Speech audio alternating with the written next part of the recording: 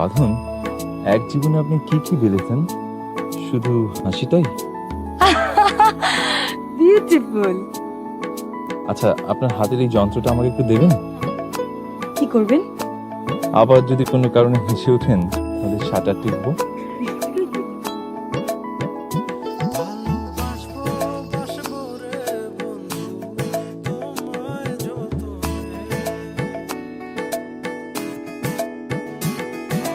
আপনাকে যে আমি পছন্দ করে ফেলেছি সেটা কি আপনি বুঝতে পারেন?